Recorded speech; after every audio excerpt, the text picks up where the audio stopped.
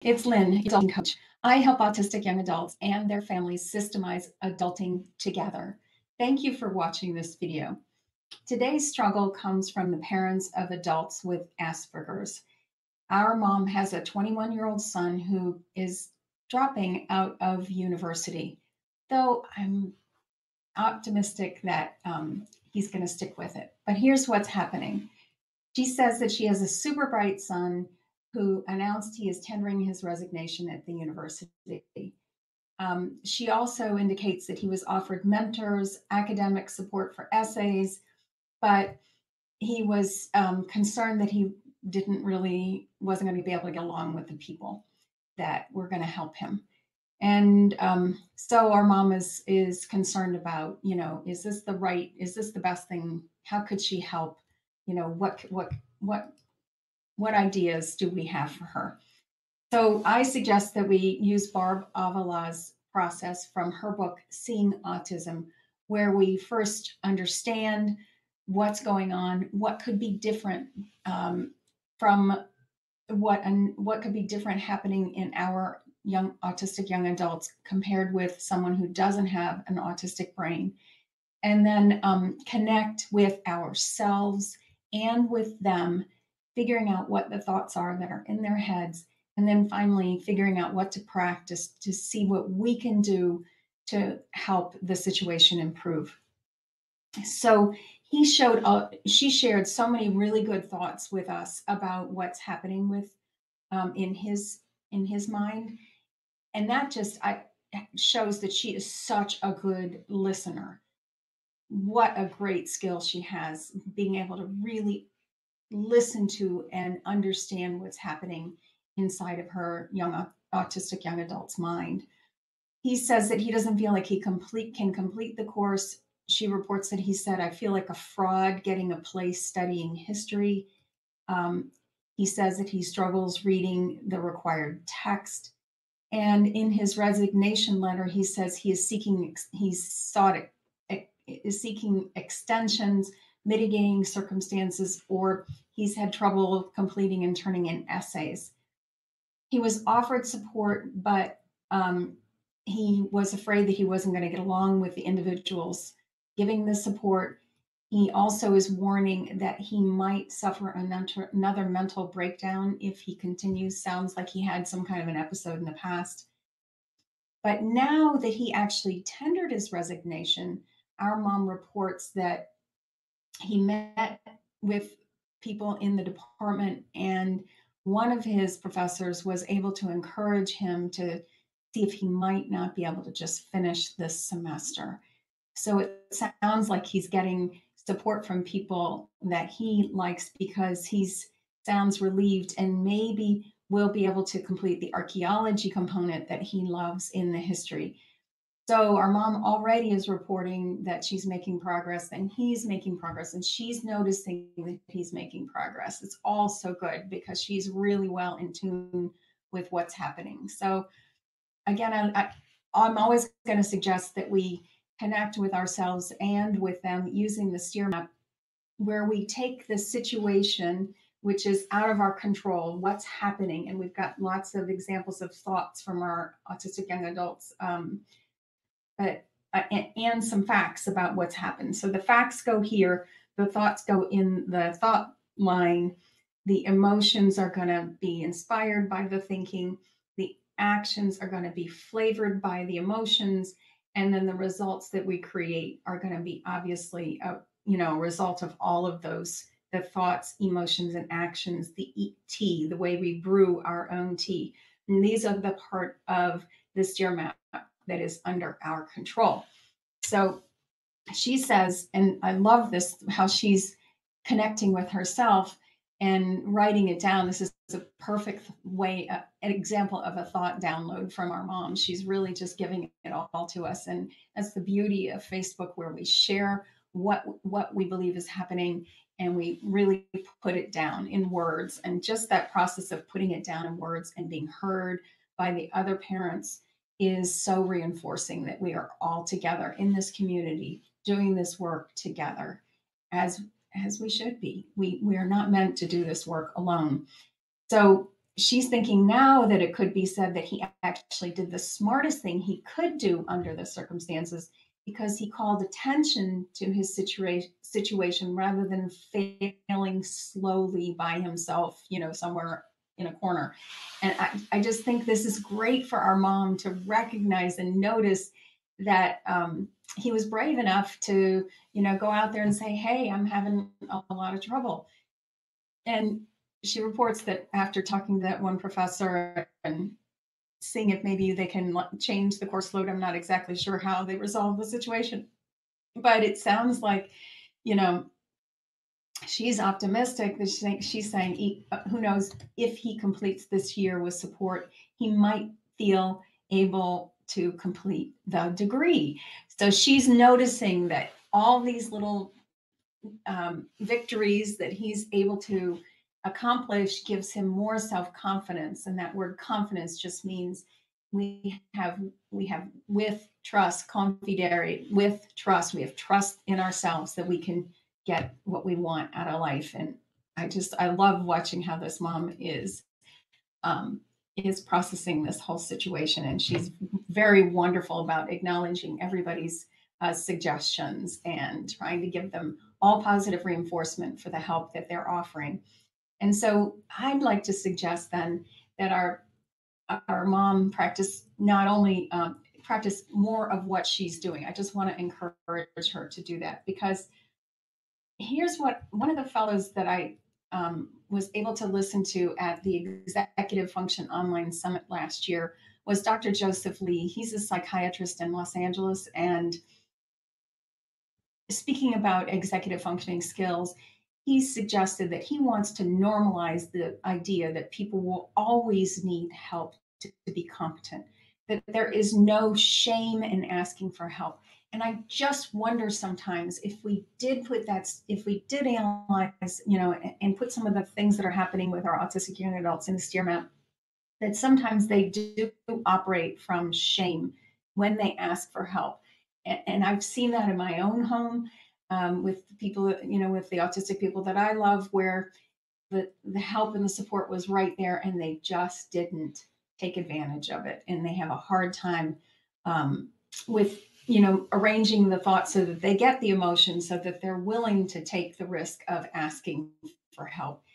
And I just really believe that this is a core idea that we have to address with our autistic young adults.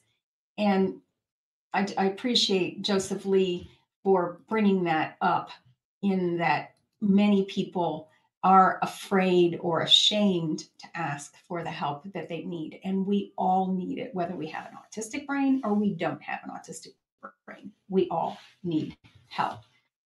So as she is listening and reflecting back to her autistic young adult, I just want to compliment her again on how that is helping him feel seen, safe, soothed, and secure in the world.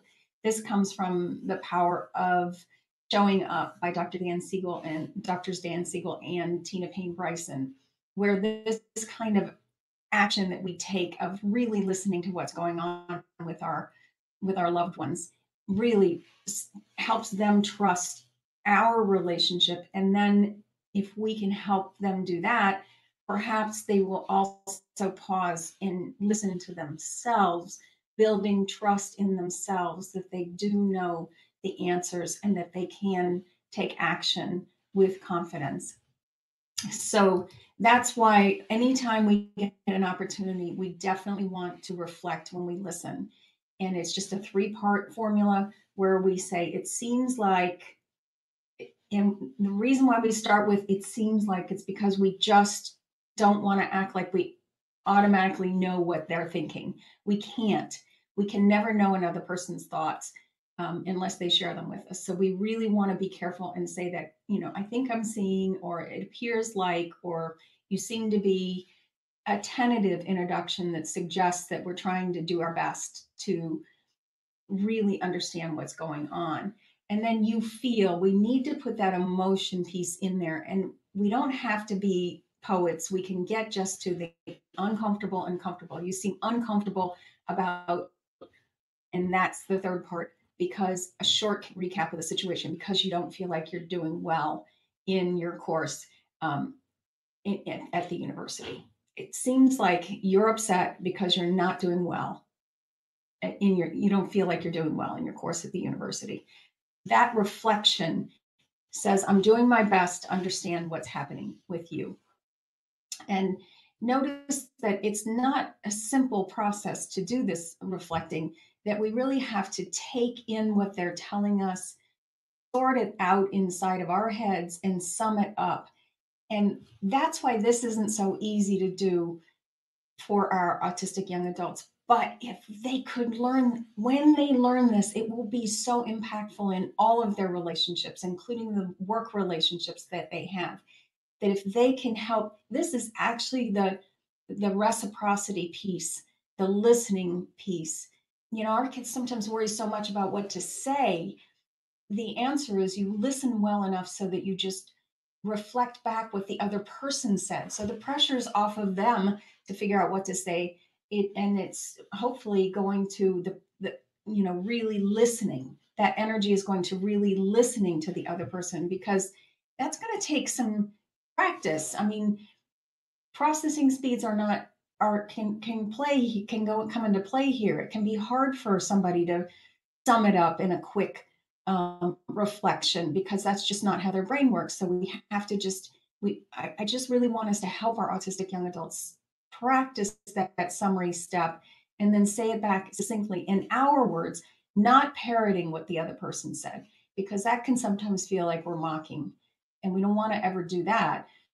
So if we can rephrase it and capsulize it for them, it says, I hear you, I hear you. And that's why this inner process of reflective listening is really worthwhile to instruct on a piece by piece basis, if we can possibly get our autistic young adults to take this reflective listening process in, because they'll use it in the collaborative, proactive problem solving process that Ross Green advocates on his blog, livesinthebalance.org. It's, let's look at the situation, back to that steer map, the situation, the part that is not in our control. Let's just talk about the facts first. Then the next step is, what is your steer map? The other person's steer map, that's the empathy step. We want to understand where they're coming from. Then, to make sure that it's a balanced interaction, we want to share our steer map. And because we're the ones that have initiated the conversation, we have done our homework and we know what our steer map is. We can say it in a succinct way so that we don't dominate the conversation with explanations of all the ways that, this is impacting us. We want to adhere to the rule of 50-50, where 50% of the time we're talking and 50% of the time we're listening in our collaborative problem solving process, so that we can agree then together on what's the next thing we're willing to try. It doesn't have to be the end all to be all solution. Let's just do an experiment to see what could possibly work in this situation while we're working together. And this is what, again, going back to Dr. Joseph Lee, is that once our children are at the university level, once they're out of high school and they're creating their life just how they want it to be, we need to give them, it needs to be collaborative. And this is, these are the things they need. They need timely help. They need supportive environments. They need an abundance of resources, and they need the removal of barriers. And I think he just nailed exactly what our autistic young adults need at that conference. And I encourage you to attend the one that's coming up in 2022. And to just summarize this whole struggle up, I wanted to show you the quote that was in my day calendar today from Gary John Bishop from Yourself. He said that real seismic growth hurts, sometimes a lot. And I know that's what we're seeing with our autistic young adults, especially this one who's struggling in university. And it's hard to watch that.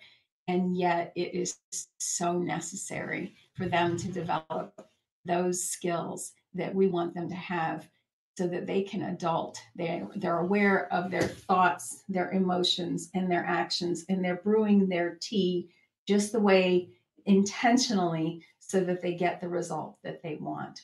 in life, and that they grow their confidence, their trust in themselves, that they can create a life they love that works. I really love this topic. I think you can tell. And I hope you'll join me at the Art of Adulting, um, and on Facebook if you're not already there. And visit me at my website, www. You have to put that in front, dot, because I haven't figured out the tech so that you don't have to have that. So it's www. Let me just add that right here. Then C as in coach, Davison.com. And if you want to learn more about the art of adulting, go right to the welcome page. I really appreciate you watching this video. Bye for now.